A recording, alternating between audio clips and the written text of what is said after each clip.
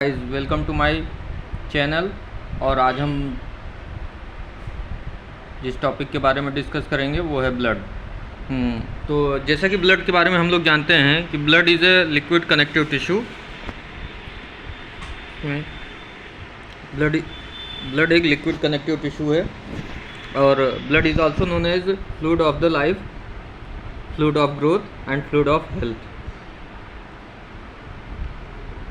अगर नॉर्मली अगर हम टेम्परेचर के बारे में बात करें तो ब्लड का टेम्परेचर हमारे बॉडी के टेम्परेचर से 1 डिग्री सेल्सियस हायर होता है।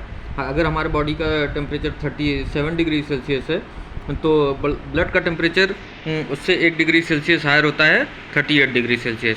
ब्लड की पीएच के बारे में बात किया जाए तो ब्लड का पीएच 7.35 टू 7.45 होता है, स्लाइटली एल्कलाइन कहते हैं। ब्लड हमारे बॉडी का 7 to 8% of the body weight का फॉर्मेशन करता है। ब्लड हमारे बॉडी का 7 से 8% भाग बनाता है।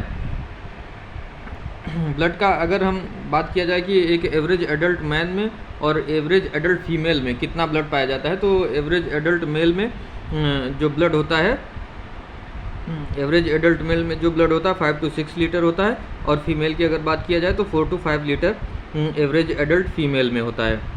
ब्लड का वॉल्यूम अगर न्यू बॉर्न में बात किया जाए तो 80 to 150 ml पर kg बॉडी वेट होता है।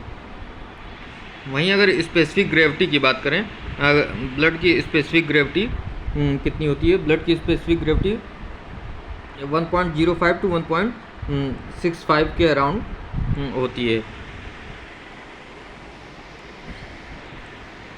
जो कि 5 times मोर विस्कस होता है वाटर से।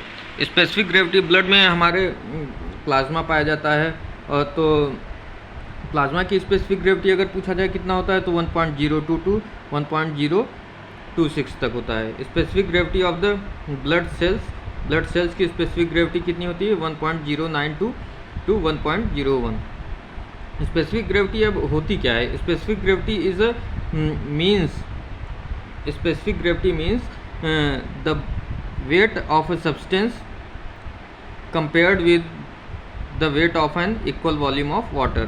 मतलब हम किसी सब्सटेंस का वेट अगर उसी के बराबर के वॉल्यूम के वाटर से अगर कंपेयर करते हैं तो उसी को स्पेसिफिक ग्रेविटी कहा जाता है।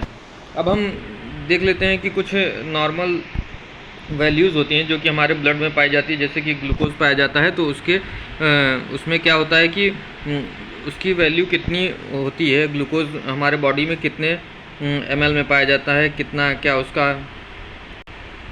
उसका कॉन्स्टिट्यूशन होता है। तो ग्लूकोज की अगर बात किया जाए तो ग्लूकोज हमारे बॉडी में 70 to 110 mg/dl पाया जाता है। अगर इससे ज़्यादा हो जाता है तो वो क्या कंडीशन आ जाती है कि शुगर बढ़ जाता है, कहते हैं ना हमारे बॉडी में। तो दूसरा है क्रिएटिनिन का लेवल 0.5 to 1.5 mg/dl होता है। कोलेस्ट्रॉल का लेवल 200 mg/dl होता है।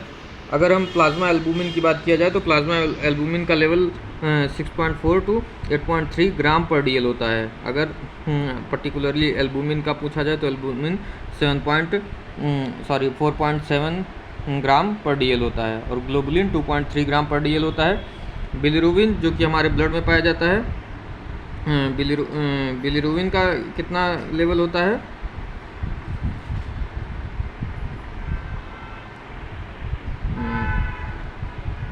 जो बिलिरुबिन होता है, बिलिरुबिन का लेवल होता है 0.5 to 1.5 mg/dl, 0.5 to 1.5 mg/dl होता है। और आयरन की बात करें, आयरन 50 to 150 माइक्रोग्राम/dl होता है। कॉपर 100 to 200 mg/dl होता है। कैल्शियम जो कि हमारे बॉडी के लिए बहुत ही ज़्यादा इंपॉर्टेंट है, जो कि बोन के फॉर्मेशन के लिए हेल्पफुल होता है, वो 9 to 11 mg/dl पाया जाता है, या 4.5 to 5.5 milliequivalent per litre. Unit आप ध्यान रखिएगा, यूनिट बहुत ही ज़्यादा ज़रूरी है इसमें, किस हिसाब से आपसे पूछ रहा है। उसके अलावा अगर हम सोडियम की बात करें तो सोडियम कितना पाया जाता है? 135 to 145 milliequivalent per litre. Potassium कितना पाया जाता है? पोटेशियम होता है 3.5 to 5.10 milliequivalent per litre. और क्लोराइड कितना होता है 97 to 107 milliequivalent per litre.